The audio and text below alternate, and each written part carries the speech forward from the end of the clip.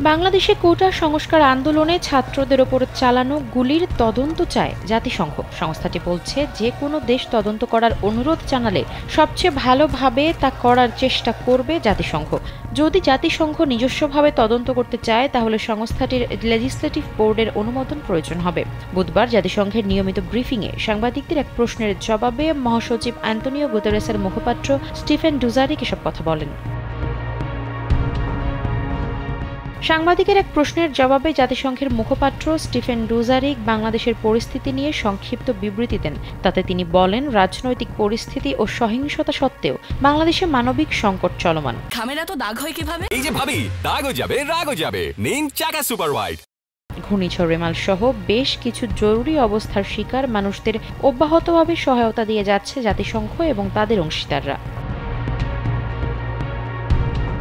তিনি জানান, ইন্টারনেট বন্ধ, ব্যাংক বন্ধ এবং কারফিউয়ের মতো চ্যালেঞ্জ সত্ত্বেও কাজ অব্যাহত রয়েছে। ঘূর্ণিঝড়ে ক্ষতিগ্রস্তদের সহায়তা দেওয়ার জন্য ৫ June central emergency response fund থেকে $৭৫ লাখ সহায়তা দেওয়া হয়েছে। অন্যদিকে সেন্ট্রাল ইমার্জেন্সি রেসপন্স ফান্ড থেকে আরও $৬২ লাখ অবমুক্ত করা হয়েছে ৪ জুলাই। যমুনা অববাহিকায় বসবাসরত সম্প্রদায়কে নগদ অর্থ দেওয়ার জন্য এটা দেওয়া হয়েছে। কক্সবাজারে মিয়ানমারে শরণার্থীদের বড় রকম মানবিক কর্মকাণ্ড চলছে, তাদেরকেও সহায়তা দেওয়া হচ্ছে। ডুজারিকের বক্তব্যের পর এক সাংবাদিক বাংলাদেশের বর্তমান চলমান কোটা সংস্কার আন্দোলন নিয়ে জাতিসংঘের মুখপাত্রকে প্রশ্ন করেন।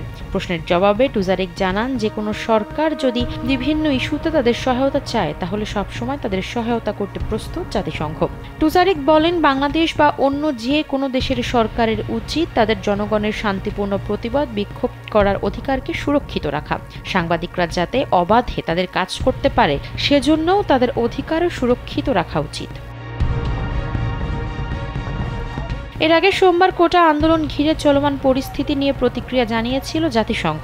এক নিয়মিত ব্রিফিংয়ে স্টিফেন ডুজারিক জানিয়েছিলেন, বাংলাদেশ ইস্যুতে খোঁজখবর রাখছেন সংস্থাটির মহাসচিব অ্যান্তোনিও গুতেরেস। তিনি বলেন, মহাসচিব বর্তমান ছাত্র আন্দোলনের সঙ্গে জড়িত তরুণদের গণগ্রেপ্তার এবং রাজনৈতিক বিরোধিতার বিষয়ে উদ্বিগ্ন। তিনি সোমবার ছাত্র বিক্ষোভ পুনরায় শুরু হওয়ার খবর জেনেছেন।